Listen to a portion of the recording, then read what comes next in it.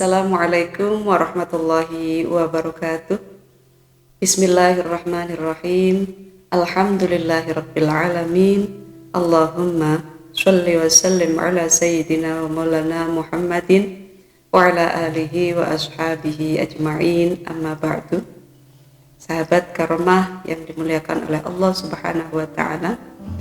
Dalam suatu hadis riwayat Imam Al-Baihaqi disebutkan bahwa awal bulan Ramadan merupakan suatu rahmat, pertengahannya adalah ampunan, sedangkan akhirnya adalah pembebasan dari neraka. Berdasarkan hadis ini, bisa kita pahami bahwa setiap bagian dari bulan Ramadan memiliki keistimewaan tersendiri. Kita juga teringat dengan hadis yang lain, riwayat Imam Muslim an Aisyah radhiyallahu anha, kana Rasulullah sallallahu alaihi wasallam yajtahidu fil ashril awakhir ma la yajtahidu fi ghairi. Rasulullah sallallahu alaihi wasallam sangat bersungguh-sungguh melakukan ibadah di 10 hari terakhir bulan Ramadan, melebihi ibadah beliau pada hari-hari lain. Keutamaan 10 hari terakhir bulan Ramadan ini amat banyak. Di antaranya yang pertama adalah bahwa setiap amalan manusia ini dinilai dari penutupnya. 10 hari terakhir bulan Ramadan merupakan penutup dari bulan suci yang penuh dengan barokah ini. Yang kedua, Rasulullah SAW sangat mencintai 10 hari terakhir bulan Ramadan. Beliau juga memberi teladan kepada kita semua untuk tetap istiqomah, melanjutkan ibadah dari awal hingga akhir bulan Ramadan tanpa harus terlena dengan berbagai macam kesibukan dalam rangka mempersiapkan Hari Raya Idul Fitri. Yang ketiga, banyak atau sebagian besar ulama memiliki keyakinan bahwa Lailatul Qadar ini jatuh pada salah satu malam di 10 hari terakhir bulan Ramadan. Kita tahu bahwa Lailatul Qadri khairum min alfi syahr. Keutamaan beribadah pada malam Lailatul Qadar ini melebihi beribadah sepanjang 1000 bulan. Amalan atau ibadah-ibadah yang bisa kita lakukan selama 10 hari terakhir bulan Ramadan ini amat banyak. Di antaranya yaitu qiyamul lail, kemudian iktikaf. Iktikaf adalah berdiam diri di masjid, tidak keluar kecuali untuk keperluan hajat dasar sebagai manusia. Kemudian bisa juga membaca Al-Quran. Jika selama ini di hari-hari biasa kita disibukkan oleh berbagai macam kegiatan, berbagai macam tugas, maka di 10 hari terakhir bulan Ramadan kita bisa upayakan untuk bisa mengkhatamkan Al-Quran. Berbagai macam ibadah ritual kita ini bisa juga kita imbangi dengan ibadah sosial, di antaranya seperti sedekah. Dengan sedekah kita berbagi kebahagiaan dengan sesama manusia. Kita juga bisa mendekatkan diri, mengakrabkan diri, atau memperbaiki hubungan dengan sesama makhluknya Allah Subhanahu wa ta'ala. Dalam matan kitab Takrib Syekh Abu Syuja diterangkan di sana, wa yahrumu bil haidhi wan nifasi thamaniyatu asya, as-salatu was-shaumu wa qiraatul Qur'an wa massul mushafi wa hamluhu wa dukhulul masjidi wa tawafu wal wad'u wal istimta'u bima baina zurrah war rukbah. Perempuan yang sedang haid maupun nifas ini dilarang melakukan 8 hal. Yang pertama adalah sholat, yang kedua puasa, yang ketiga membaca Al-Quran, yang keempat menyentuh atau membawa mushaf, yang kelima masuk masjid, yang keenam tawaf, yang ketujuh jima atau berhubungan badan suami istri, yang terakhir adalah bersenang-senang di area sekitar organ kemaluan. Bagaimana ibadah yang bisa dilakukan oleh perempuan yang sedang haid maupun nifas, sementara saudara-saudara sesama umat Islam sedang berlomba-lomba meraih sebanyak mungkin pahala, terutama di 10 hari terakhir bulan Ramadan ini.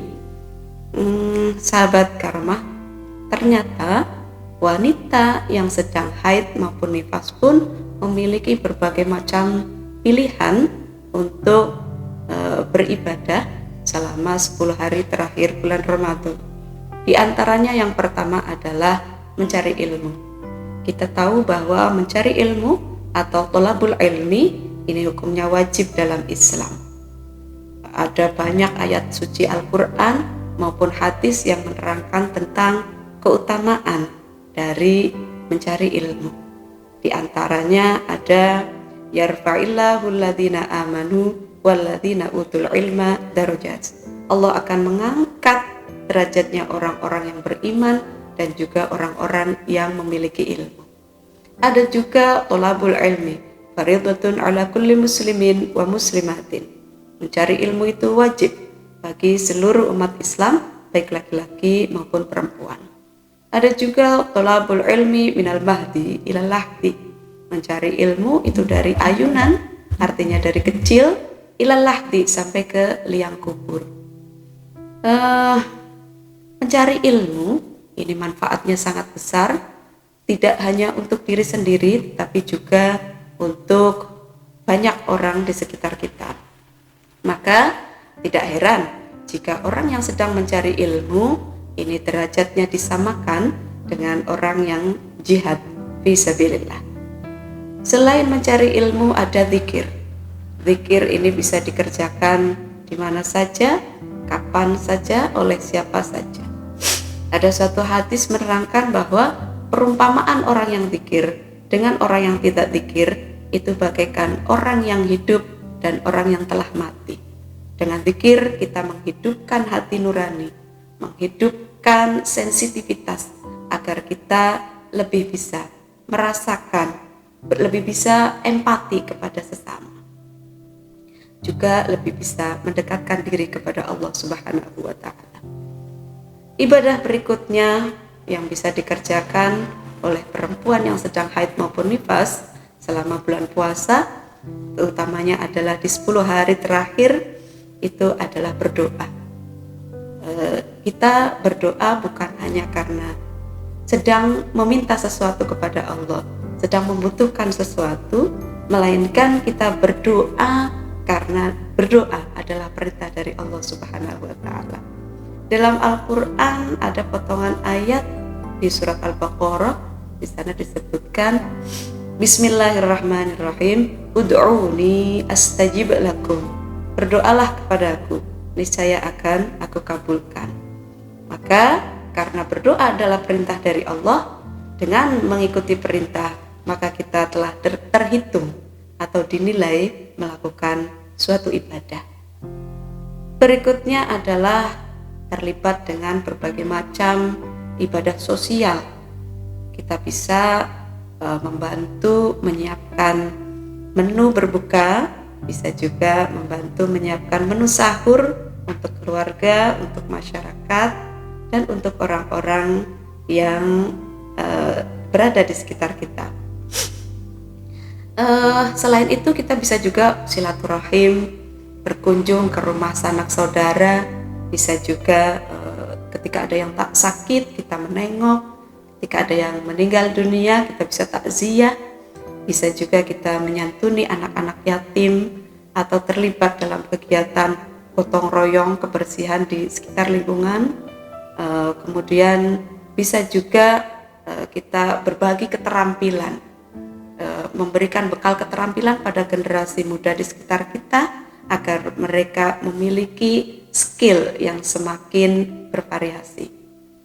Kemudian jika tadi di matan kitab Takrib Syekh Abu Syuja diterangkan bahwa perempuan yang haid dan nifas ini dilarang membaca Al-Quran, maka di kitab I'anatut Thalibin Di sana disebutkan bahwa wa in qasada adzikra wahdahu awid du'a awid tabarruk awid tahaffuz aw atlaqa fala tahrum li'annahu 'inda wujudi qarinatin la yakunu qur'anan illa bil qasdi walau bima la yujadu nazmuhu fi ghairil qur'an. Jadi jika membaca Al-Qur'an ini dengan tujuan atau dengan niat hanya untuk berzikir atau untuk berdoa atau untuk mencari berkah atau untuk menjaga hafalan atau tidak diniatkan sama sekali, tidak niat apa-apa, maka hukumnya tidak diharamkan membaca ayat Al-Qur'an ini bagi perempuan yang sedang haid maupun nifas. Sebab jika ternyata di sana ada qarinah, maka yang dibaca itu tidak terhitung sebagai Al-Qur'an, meskipun pada kenyataannya itu yang dibaca berupa ayat Al-Qur'an. Asal niatnya itu bukan untuk membaca Al-Qur'an. Nah, untuk menyentuh mushaf bisa dibuat strategi bagi perempuan yang sedang haid dan nifas ini. Kita ganti dengan menyentuh Al-Qur'an terjemah atau menyentuh tafsir seperti itu. Jadi jika kita niatkan tidak untuk menyentuh mushaf, melainkan menyentuh tafsir atau menyentuh terjemah Al-Qur'an, dan huruf-huruf yang ditulis di sana, ayat Al-Qur'annya, hurufnya ini lebih sedikit atau seimbang dengan tafsirnya atau dengan terjemahnya, maka tidak diharamkan untuk disentuh oleh perempuan yang sedang haid maupun nifas. Sahabat Karomah, pada dasarnya semua kegiatan akan bernilai ibadah jika diniatkan untuk sesuatu yang baik, untuk mengikuti perintah Allah dan Rasul-Nya. Maka apapun yang kita kerjakan akan bisa bernilai ibadah meskipun kita sedang haid maupun nifas. Demikian yang bisa kami sampaikan. Semoga bermanfaat. Hadanallahu wa iyyakum. Wassalamualaikum warahmatullahi wabarakatuh.